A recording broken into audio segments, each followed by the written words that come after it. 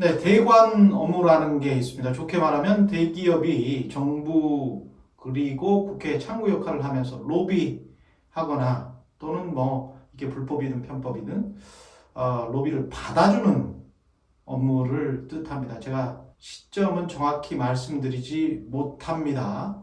부산 엑스포 유치에 실패한 뒤에 국내 10대 그룹 대관 업무 담당자에게 어딘가로부터 전화가 왔습니다. 어디서?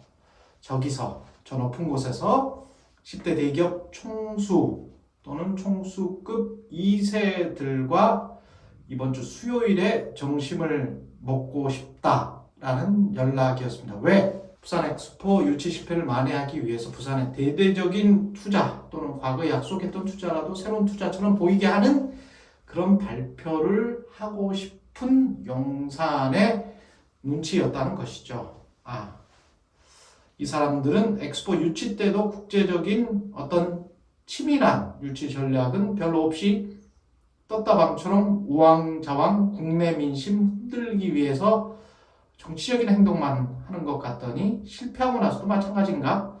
할 줄 아는 게 이런 것밖에 없나? 한심하다는 생각이 들었습니다.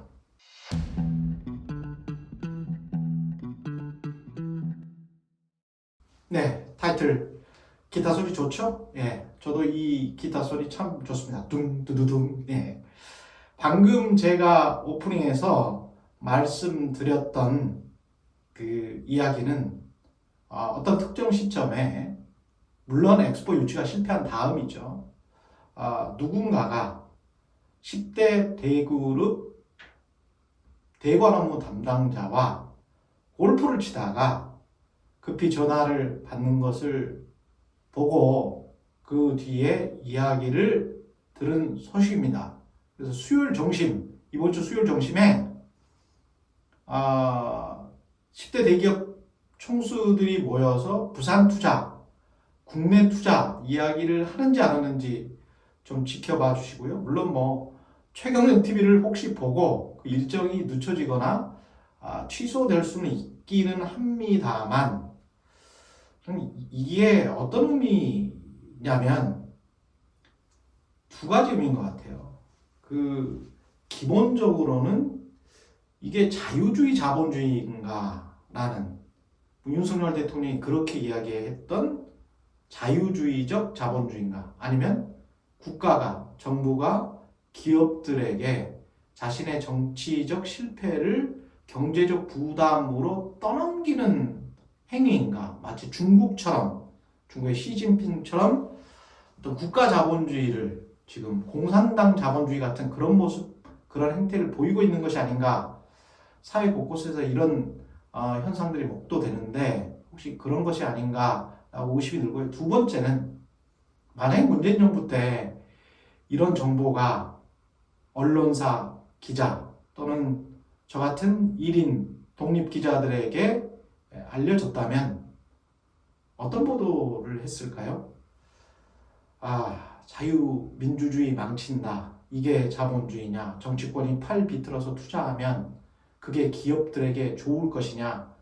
장기적으로 국가 경제에 도움이 될 것이냐? 기업은 도대체 어떻게 살란 말인가? 라는 헤드라인이 쭉 펼쳐지지 않았을까요?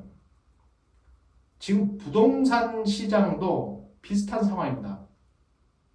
지금 경제신문도 그렇고 지상파도 그렇고 부동산 시장, 특히 아파트 시장에 관해서 촉각 예민하게 곤두서 있죠. 최근에 매일경제에서 신흥 부자들의 로망이었는데 3억, 4억 뚝뚝뚝 3억, 4억, 5억 뚝뚝 무슨 일이 일어나고 있는가 뭐 이런 기사를 썼어요. 아파트 특히 강남의 아파트들이 많이 떨어진다. 예, 많이 떨어진다. 그런 이야기입니다. 잠깐 살펴볼까요? 예, 매일경제 신문에 의하면 서초동의 삼풍 아파트 79제곱미터, 84제곱미터가 우리가 흔히 아는 32평, 34평이니까요. 그것보다 약간 작죠? 한 31평 정도 될 것 같습니다. 전용 79제곱미터가 23억에 손바뀜 됐다. 7월 직전가가 24억 7천만 원이었는데 1억 7천만 원 빠졌다. 잠원동의 아크로리버뷰 신반포가 31억에 팔렸다. 34억 원이었는데 3억 내렸다. 레미안 신반포 리오센트 전용 133제곱미터가 37억 7천만 원에 나갔다. 직전에 비해서 한 3억 원 빠졌다. 반포자이 전용 84제곱미터 34평 정도짜리죠. 84제곱미터가 31억과 33억 두 건이 매매됐다. 34억에서 36억이었는데 31억과 36억을 차이를 비교를 해보면 최고 5억 원까지 하락한 것이다.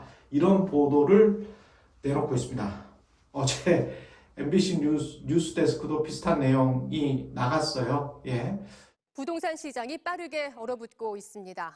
가격을 낮춰 불러도 사겠다는 사람이 없으니 서울 아파트 값은 많게는 수억 원씩 떨어지고 있는데요. 서울 강남구 개포동에 94제곱미터 한 38평 되는데 기준 시세가 37억. 기준 시세라는 게 이제 부동산들이 주로 호가 부르는 것, 매도자들이 호가 부르는 게 37억이었는데 이게 경매에서 계속 유찰되면서 14억 원까지. 근데 이제 보조금이 한 6억 원, 16억 원 있으니까요. 30억 원까지 떨어졌다. 그냥 37억 원이 30억 됐다는 이야기예요.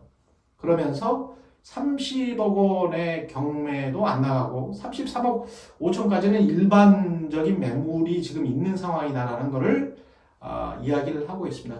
제때 경매가 안 나간다. 그 정도 가격으로는 잘 안 나가고 있다라는 소식을 전달을 하고 있습니다. 그러면서 MBC는 향후 부동산 시장에 대해서 전문가들의 의견이 분분하지만 내년 상반기까지는 이런 분위기가 이어질 것이다 라고 분석합니다. 두 가지를 지적을 하고 싶은데요. 첫 번째, 엄청 떨어졌습니까? 엄청 떨어졌어요. 37억짜리가 36억짜리가 31억이 됐고 그 다음에 한 40억 가까이 됐던 게 한 30억대 초반이 됐다는 이야기잖아요. 30평형대 정도가 38평이든 뭐 32평이든 간에 엄청나게 떨어진 걸로 느껴지세요? 엄청나게 떨어지긴 떨어졌어요. 숫자로만 보면. 근데 장기 그래프로 보면 그게 엄청나게 떨어졌을까요? 이게 지금 한국 언론들이 자주 범하는 실수인데 다음에 또 기회 되면 설명을 드리겠습니다만 직접 외국 기사를 드리면서 설명을 드릴게요. 어떻게 이렇게 수십 년 정도의 부동산 값과 관련한, 왜냐면 우리는 부동산 같은 경우는 10년, 20년 단위로 주로 사고 팔잖아요. 그러면 그래프를 그 정도는 보여줘야 되지 않을까요? 근데 바로 직전, 최고점을 기준으로 해서 얼마 떨어졌다. 그러니까 많이 떨어졌다. 근데 체감상 많이 떨어진 것 같으십니까? 무주택자분들 같은 경우는 그렇게 많이 떨어진 것 같지 않은데 그렇게 느낄 것 같고요. 두 번째, MBC가 클리셰처럼 그러니까 전문가들이 이런 식으로 말을 하죠. 왜냐하면 당장은 내년 상반기까지는 좀 어려울 것 같으니까 내년 상반기 이후에는 좀 풀릴 것 같다. 최소한 이런 분위기가 상반기까지는 이어질 것 같다. 어디서 많이 듣던 소리 아니에요? 금년에도 상조하고라는 이야기를 많이 했죠. 그러면 내년에도 부동산 시장 총선 이후에 상조하고가 될 것 같다. 뭐 이런 이야기잖아요. 이게 어떤 근거로 이렇게 이야기를 하는 걸까요? 저는 도저히 이해하기 힘든, 납득하기 힘든 그냥 늘 하는 말이다 라고 생각을 합니다. 그럼 너는 근거가 있냐? 제가 좀 취재를 해봤는데 지금 아파트 시장 상황을 가장 앞서서 볼 수 있는 바로미터가 뭐냐면 부동산 PF 상황이에요. 부동산 PF 상황은 지금 현재 어떻게든 뭐 공매가 급증하고 있다는 기사도 나오고 있습니다만은 공매랄지 경매랄지 이런 쪽으로 가지 말고 어떻게든 처분을 한다거나 아니면 이자만 갚으면서 계속 질질 끈다거나 시간을 총선까지 버텨보자. 이게 정부의 어떤 정책의 시그널이고 시장은 그걸 그대로 역이용하고 있습니다. 역이용하고 있다는 말이 무슨 말이냐면 최근에 부동산 시행사 관련 대표와 브로커리지 대표 두 분을 만났는데 한결같이 하는 말이 지금은 시행사든 시공사든 특히 시행사 같은 경우에 땅이나 또는 이렇게 부도나기 직전에 준공 중인 건물, 아파트 등을 살려고 하는 게 아니고 총선 때까지는 좀비처럼 돼 있는 상황에서 정부가 버텨줄 것이기 때문에 버티라고 계속 자금을 투입해 왔기 때문에 총선 이후에 무너질 것이다. 그렇다면 그때를 대비해서 산다 안 산다? 안 산답니다. 안 산다. 현금을 확보해 놓는다.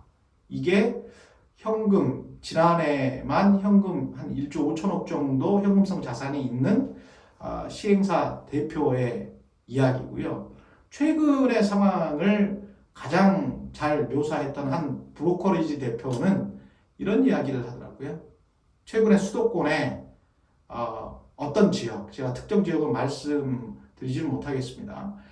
그 어떤 특정 지역에서 1,200억 원 정도 투자가 된 거예요. 그러니까 좀 짓고 있는 상황인 거죠. 그래서 1,200억 원 정도 투자가 된 본인들 비용만 1,200억 원, 투자금만 1,200억 원짜리인데 그걸 250억에 내놨다고 합니다. 이거는 만기가 도래하기 전에 EOD라는 말씀 가끔 들어보셨죠?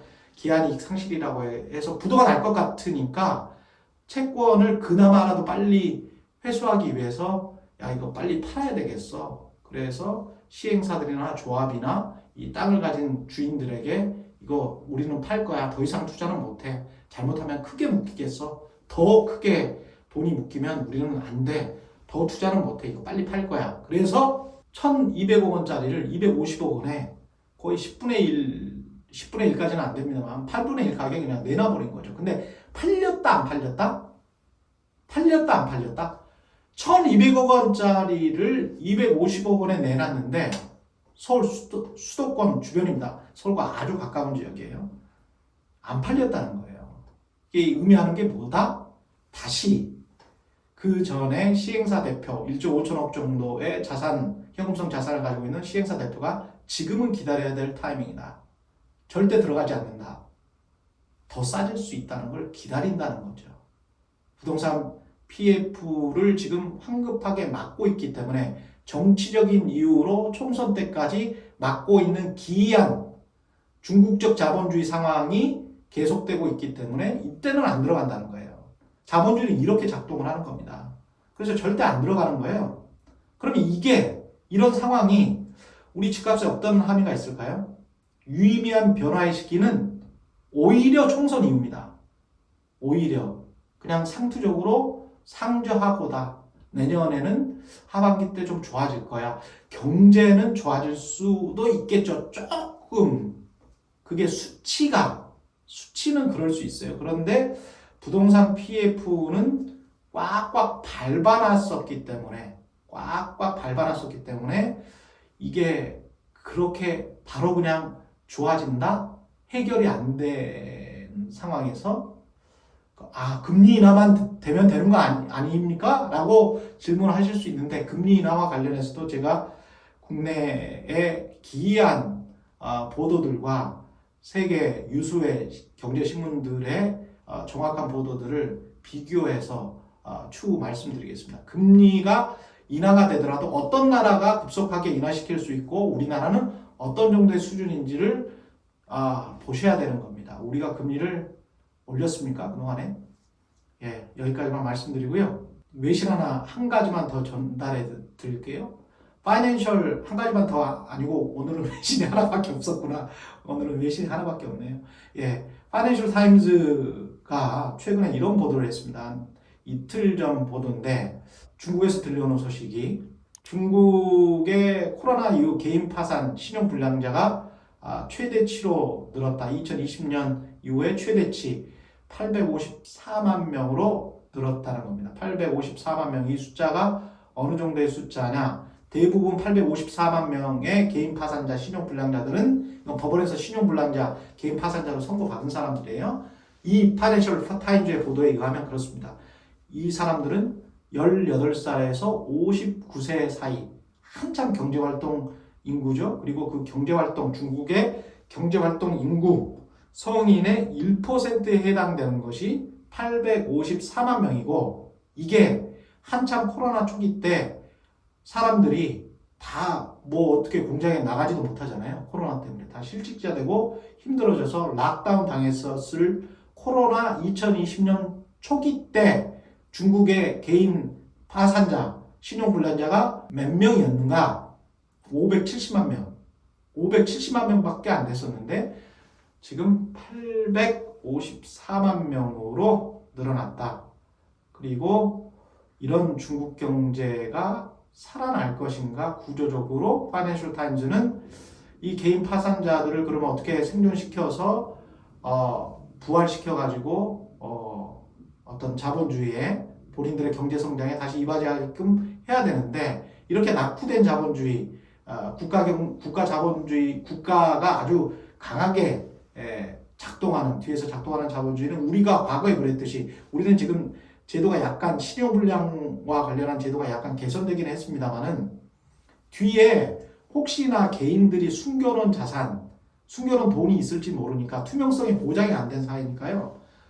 그래서 무조건 때려잡고 경제적 활동 못하게 하고 빚 갚지 않으면 어떤 활동을 못하게 하잖아요. 우리나라도 한동안 그랬었거든요.